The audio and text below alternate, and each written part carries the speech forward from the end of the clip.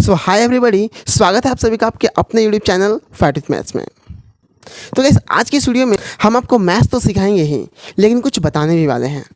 बताना ये है कि आप जितने भी बच्चे क्लास 9th और 10th के हैं वो बिल्कुल रेडी हो जाइए एक जोश के साथ, क्योंकि मैं लेकर आया हूँ आपके लिए फ्री ऑफ कॉस्ट में एक कोर्स जिसमें आपको पढ़ाया जाएगा फुल्ली एनसीईआरटी क्लास 9th का और क्लास 10th का।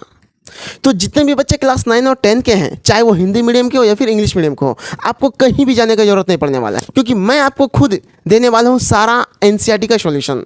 एक एक चैप्टर का एक एक क्वेश्चन का सॉल्यूशन देने वाला हूँ आपको। तो बिल्कुल घबराइएगा मत, आप मेरे चैनल को सब्सक्राइब कर लीजिए ताकि जब भी मैं वीडियोस अपलोड करूँ नोटिफिकेशन आपके पास जाए और आप उस वीडियो को देख पाएँ। एक चीज़ आप लोग याद रखिएगा, हमारा वीडियोस डेली अपलोड होगा, लेकिन हो सकता है अल्टरनेट डेज में हो सकता है कि 9th का वीडियो अगर आज अपलोड हुआ तो परसों हो, लेकिन कल भी वीडियो अपलोड होगा। हो सकता है कि चाहे तो इंग्लिश मीडियम वाले का हो या फिर क्लास 10th वाले का हो। तो आपको टेंशन जरा सा भी लेने की ज़रूरत नहीं पड़ने वाला है। यहाँ तक कि मैंने चैनल पे अपना व्हाट्सअप नंबर दे करके रखा है। अगर आपको किसी प्रकार का डाउट भी होता है तो आप हमें व्हाट्सअप करें, मैं आपको सॉल्यूशन दूंगा। तो आइए आज का वीडियो स्टार्ट करते हैं। तो आज के वीडियो है क्लास 9th वाले बच्चे के लिए, हिंदी मीडियम वाले बच्चे के लिए। तो देखिए, पहला चैप्टर हमारे पास क्या है, संख्या पद्धति।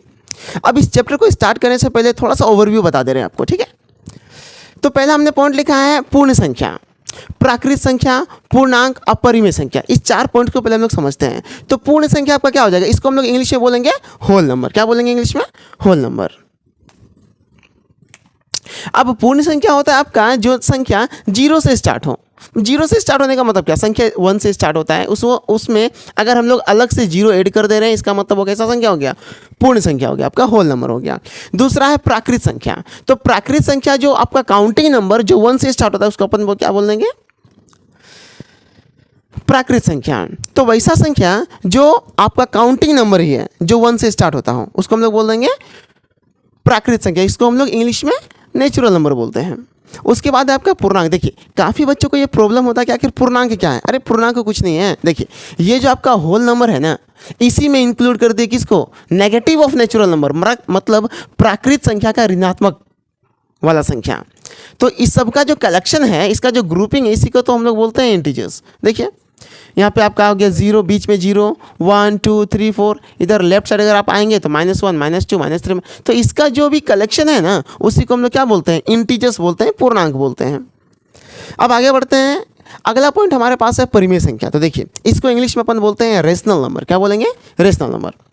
तो वैसी संख्या जिसे P/Q के रूप में लिखा जा सके, मतलब P/Q के फॉर्म में उसको हम लोग लिख पाएंगे, जहाँ पे P और Q क्या होना चाहिए, पूर्णांक हो, और Q 0 के बराबर ना हो। जैसे एग्जाम्पल लेते हैं, एग्जाम्पल में जैसे लिखते हैं 3/4, ये क्या है आपका परिमेय संख्या है। -4/5, ये भी क्या है आपका परिमेय संख्या है। लेकिन अगर हम लिखते हैं कि -3/2, ये आपका परिमेय संख्या नहीं है। क्यों?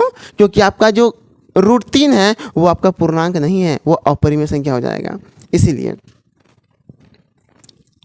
और एक एग्जाम्पल लेते हैं, जैसे मान लेते हैं -√4/5। तो देखिए, तो -√4 का जो माइनस और ये √4 का जो वैल्यू आएगा कितना आएगा, -2, मतलब आपका इसका वैल्यू 2, यानी -2/5। तो ये भी आपका परिमेय संख्या हो जाएगा। बस आपको ध्यान में इतना रखना है कि Q आपका 0 के बराबर ना हो। जैसे फॉर एग्जांपल लेते हैं, मान लेते हैं कि -6/0, तो ये आपका परिमेय संख्या नहीं होगा। क्यों? क्योंकि नीचे में 0 आ गया, ये तो अनडिफाइंड है, ये डिफाइन, ये परिभाषित है ही नहीं है। अच्छा, आगे बढ़ते हैं हम लोग, देखते हैं। देखिए, यहाँ पे आपको एक नोट पॉइंट में हमने लिखा है कि किन्हीं 2 दी हुई परिमेय संख्याओं के बीच अपरिमित रूप से अनेक परिमेय संख्या होती हैं। हमेशा आप लोग याद रखिएगा कि अगर 2 संख्या है ना, तो उसके बीच में बहुत सारा परिमेय संख्या आपको मिलने वाला है। आएगा प्रश्नावली में हम लोग करने वाले हैं 1.1 में कि 2 संख्या के बीच में हम लोग को 4 परिमेय संख्या, 5 परिमेय संख्या, कभी कभी 10 परिमेय संख्या भी निकालने के लिए बोला जाएगा। तो आपको बस इतना, तो आपको ये याद रखना है कि 2 संख्याओं के बीच में अनेक परिमेय संख्या होते हैं। आई बात समझ में? सो बच्चों, let us come to the exercise. तो देखिए, हमारे पास प्रश्नावली 1.1 करते हैं हम लोग एक्सरसाइज को। अब पहला क्वेश्चन कहता है कि क्या 0 एक परिमेय संख्या है? क्या इसे आप P/Q के रूप में लिख सकते हैं, जहां P और Q पूर्णांक है और Q 0 के बराबर नहीं है? तो बिल्कुल हम लोग 0 को लिख सकते हैं 0/1 के रूप में, जो कि एक परिमेय संख्या है। देखिए, हाँ शून्य एक परिमेय संख्या है, क्योंकि शून्य को 0/0/1 के रूप में लिख सकते हैं, जहाँ 0 और 1 पूर्णांक है और q 0 के बराबर नहीं है। तो इसका आंसर हो जाएगा आपका ये। तो वीडियो को पॉज करें और इस आंसर को आप लिख लें। हर चैप्टर का, हर एक्सरसाइज का, हर क्वेश्चन का सॉल्यूशन दूंगा आपको, इसलिए आपको टेंशन लेने की ज़रूरत नहीं है। तो आइए बच्चों, करते हैं अपना अगला क्वेश्चन, क्वेश्चन नंबर 2। देखिए, मैथ्स को हम लोग बहुत चिल करके पढ़ने वाले हैं, जरा सा भी टेंशन वाली बात नहीं है। मैं मैथ्स आपको पढ़ाऊंगा नहीं, मैं आपको मैथ्स सिखा दूंगा। ये मैं विश्वास के साथ कहता हूँ कि मैं आपको मैथ्स सिखा दूंगा, बस मेरे वीडियोस में अंत तक बने रहिए। और जितने भी वीडियोस आने वाले हैं ना, हर वीडियोस में आपको कुछ ना कुछ नया सीखने को मिलेगा।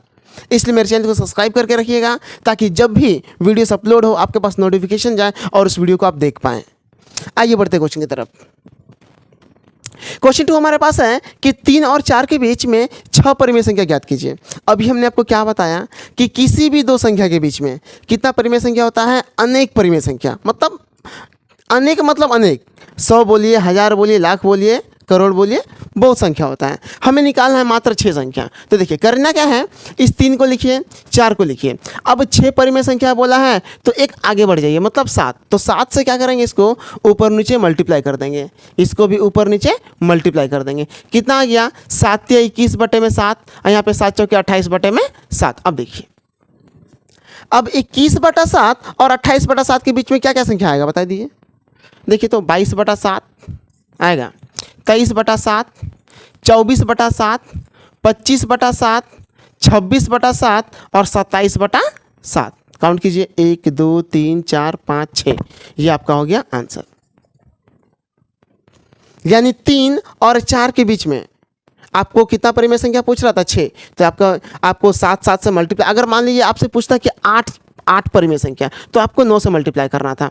अगर आपको पूछता कि 10 परिमेय संख्या, तो आपको 11 से मल्टीप्लाई करना था, मतलब एक बढ़ जाएंगे। ठीक है, उसके बाद यहाँ से हम लोग इसको, अब देखिए ना, इसको नहीं लेना है और इसको भी नहीं लेंगे। अरे इसके बीच में 21 और 28 के बीच में कि क्या क्या आता है? 22, 23, 24, 25, 26, 27 अब बटे 7 7 7।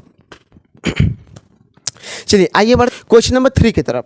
देखिए, क्वेश्चन 3 आपके पास क्या है कि 3/5 और 4/5 के बीच 5 परिमेय संख्या निकालिए। फिर से वही बात कह रहा है, 5 परिमेय संख्या निकालना है आपको। तो देखिए, प्रेम से लिखिए इसको, 3/5 और 4/5। अब आपसे कई को पूछा है जी? 5 पूछा है, तो कितना से मल्टीप्लाई करेंगे? 6 से। कितना से? 6 से। तो 6 से ऊपर भी और 6 से नीचे भी। तो 6 तिया 18 बटे में 6 5 30।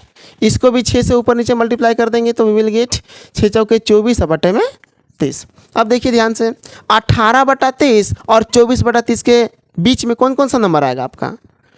19/30, 20/30, 21/30, 22/30 और 23/30। हमें 18/30 और 24/30 को नहीं लेना है, इसके बीच में लेना है। तो देखिए, 1 2 3 4 5, ये काफ़ी आसान से सॉल्व होने वाला ये प्रॉब्लम है। ठीक है, अच्छा एक चीज़ और हम आपको बता दें कि अगर कभी कभी क्या होता है कि ये जो आपका हर है, ये जैसे यहाँ पे 5 5 है ना, हर अभी समान है। ठीक है, अगर हर अलग अलग दे दिया तो सबसे पहले आपको हर को इक्वल करना पड़ेगा। जैसे एक एग्जांपल के तौर पे लेते हैं, जैसे यहाँ पे दिया गया है 2/3 और मान लेते हैं कि 3/4। इसके बीच में आपको 4 परिमेय संख्या निकालना है। तो सबसे पहले हम लोग क्या करेंगे, इस हर को इक्वल करेंगे। तो कैसे इक्वल करेंगे? देखिए, 3 और 4 का एलसीएम कितना हो जाएगा? 12 ना। तो आपको यहाँ पे नीचे में कोशिश कीजिए 12 लाने का। तो इसको गुना कर देंगे अपन 4 से, ऊपर भी 4 से, तो कितना हो जाएगा? 4 दूना 8, तो 8/12। उसके बाद इसको गुना कर देंगे 3 से, क्योंकि 3 चौके 12। नीचे में आपको समान करना है, मतलब इक्वल करना है आपको। ठीक है, तो ऊपर भी मल्टीप्लाई कर देंगे 3 से, तो 3 तिया 9 और बटे में 4 तिया 12। अब देखिए, आपका हर इक्वल हो चुका है। देखिए, 8/12 और 9/12 हम निकाल दीजिए, जे को निकालना है आपको। अगर 4 पूछा है तो 5 5 ऊपर नीचे मल्टीप्लाई कर देंगे, 6 पूछा है तो 7 7 से मल्टीप्लाई कर देंगे और हम लोग निकाल लेंगे परिमेय संख्या। आई बात समझ में? चलिए, तो आइए बच्चों, करते हैं अपना इस एक्सरसाइज का लास्ट क्वेश्चन, जो कि है क्वेश्चन नंबर 4। इस क्वेश्चन में आपको बताना है कि ये जो 3 क्वेश्चंस दिया हुआ है, ठीक है ना, आपको बताना है कि सत्य है अथवा असत्य है। अगर इसके हिसाब से सही है तो सत्य है, और अगर इसके हिसाब से गलत है इसका मतलब असत्य है। तो आइए बढ़ते हैं क्वेश्चन की तरफ, ठीक है। अब पहला क्वेश्चन है कि प्रत्येक प्राकृत संख्या एक पूर्ण संख्या होती है। बताइए तो जितना भी प्राकृत संख्या है क्या सब पूर्ण संख्या के अंदर आता है। देखिए आपका पूर्ण संख्या स्टार्ट होता है 0, 1, 2, 3, 4, 5 और ये चलता जाएगा। अब कहता है कि प्रत्येक प्राकृत संख्या, अरे जितना भी प्राकृत संख्या है सबका तो सब पूर्ण संख्या है। इसका मतलब ये जो स्टेटमेंट है ये क्या है, सत्य है। क्या है, तो लिखेंगे सत्य। देखिए जितना भी प्राकृत संख्या ये सब का सब किसके अंदर है, पूर्ण संख्या के अंदर है। इसका मतलब ये स्टेटमेंट सही है। देखिए नंबर 2 कहता है कि प्रत्येक पूर्णांक एक पूर्ण संख्या होती है। ये पच नहीं रहा है। देखिए अब कहता है कि पूर्णांक, अब पूर्णांक में तो माइनस वाला भी नंबर आएगा, नहीं आएगा, माइनस वाला भी नंबर आएगा। लेकिन यहाँ पे कहता है कि प्रत्येक पूर्णांक एक पूर्ण संख्या। बताइए पूर्ण संख्या कभी भी माइनस होगा क्या, नहीं। जैसे मान लेते हैं -2।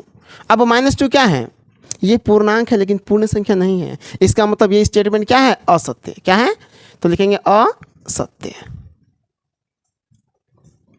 तीसरा देख रहे हैं, तीसरा कहता है कि प्रत्येक परिमेय संख्या एक पूर्ण संख्या होती है। ये तो और नहीं पचेगा। क्यों, क्योंकि अरे भाई अगर 1/2, देखिए तो 1/2 क्या है, परिमेय संख्या है। ये पूर्ण संख्या है क्या, नहीं है। अगर बात करेंगे सिर्फ 1 का तो पूर्ण संख्या है, 2 पूर्ण संख्या है, लेकिन 1/2 पूर्ण संख्या नहीं है। इसका मतलब ये जो स्टेटमेंट है ये भी क्या है, असत्य है।